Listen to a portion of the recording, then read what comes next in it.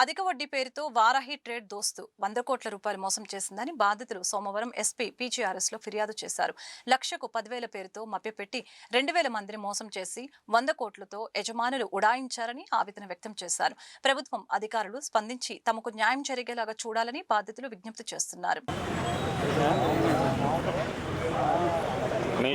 CH జసింత అండి. మేము గుంటూరు శ్రీనగర్ అండి మాది.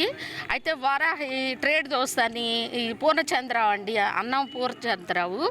ఈయన మమ్మల్ని అందరినీ మోసం చేసి వడ్డీ ఎక్కువ ఇస్తామని చెప్పి నేను 10 లక్షలు, మా వారు 23 లక్షలు జనాలతో అన్నిట్లో కట్టించి మమ్మల్ని అందరినీ మోసం చేసి ఎరేసాడండి. మేము ఇంత ఇస్తాం, అంత ఇస్తాం, ఇంత ఇస్తామని ఫస్ట్ మమ్మల్ని తీసుకెళ్ళింది ఆ రాణి అన్నామండి. ప్రతి విషయం ఆశాకి రాణికి తెలుసండి. వాళ్ళ అకౌంట్లో పడ్డాయి. ఆయన వెళ్ళిపోయేటప్పుడు కూడా రాణి వాళ్ళ ఇంట్లో సమావేశం అయ్యి మాట్లాడి ఇవన్నీ జరిగినాయండి. పక్కా స్టాఫ్ కూడా ప్లానింగ్ అండి. లక్షకి 10,000 ఇస్తానన్నాడండి. 10 రూపాయలు వడ్డీ 20 నెలలు ఇస్తానన్నాడండి. ఎలా నమ్మారంటే ఆయన చెక్కులు ఇచ్చాడు, తర్వాత ఈ ప్రామిసరీ నోట్లు ఇచ్చాడు.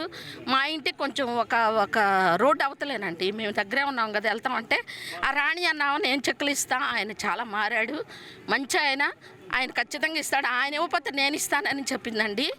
ఏం అకౌంట్లో ఆశ అన్నామా డబ్బులు లెక్క పెట్టుకోవటం, ఎవరికి ఎంత ఇచ్చేది, ఏం చేసేది ఆశకు మొత్తం తెలుసండి. ఆ రాణికి తెలుసు. అందరు కలిసి ప్లాన్ చేసి స్టాఫ్ అందరు కలిసి డబ్బులు ఇప్పుడు 100 కోట్ల దాకా కలెక్షన్ అయిందండి. 2 సంవత్సరాలు పెట్టి మేము 23 లక్షలు నష్టపోయామండి. మా దగ్గర మాతో పాటు ఇంకొక 30 లక్షలు మొత్తం కలిసి 60 లక్షలు దాకా పోయినాయండి మావి. అవి ఎట్లయినా సరే రికవర్ చేయాలని మేము సీఏ గారిని అడుగుతాం. ఈ కంపెనీలో అన్నం పూర్ణచంద్రరావు గారు గుంటూరు నుంచి ఆఫీస్లో ఆపరేట్ చేస్తూ ఉంటారు. వీళ్ళ తమ్ముడు వచ్చేసి అన్నం శ్రీనివాసరావు అండి. ఈయన వచ్చేసి బాపట్లలో బంగారు షాపు. మేము 40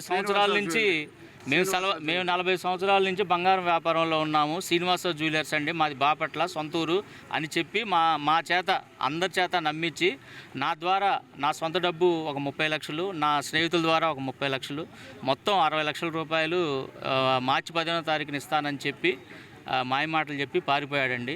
అందరి అమౌంట్ వచ్చేసి సుమారుగా 2,000 మంది సభ్యులండి. సుమారుగా 100 కోట్ల నుంచి 200 కోట్ల వరకు డబ్బును తీసుకోవడం జరిగింది.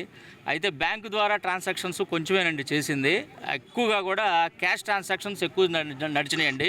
క్యాష్ ఇచ్చిన వాళ్ళకి క్యాషే ఇస్తాను, మీకు ఇన్కమ్ ట్యాక్స్ ప్రాబ్లం ఉండదని చెప్పి ఆశ చూపించి అన్అఫీషియల్గా చాలా ట్రాన్సాక్షన్స్ చేశారు. ఈ ట్రాన్సాక్షన్లో మరి ఆఫీసు స్టాఫ్ అయిన పెరికల రాణి గారు, ఆశా గారు వీళ్ళ పేరుతో కూడా మరి బినామీ అకౌంట్లు ఓపెన్ చేసి హెచ్డిఎఫ్సి బ్యాంకులో వాళ్ళ పేరుతో కూడా అమౌంట్లు కలెక్షన్ చేయడం జరిగింది. సో అందరూ కూడా ఈరోజు ఎస్పీ ఆఫీస్గా వచ్చామండి, ఎస్పీ గారికి ఫిర్యాదు ఇవ్వడానికి. దయచేసి మా అందరికీ న్యాయం చేయాలని మనస్ఫూర్తిగా కోరుకుంటున్నాను.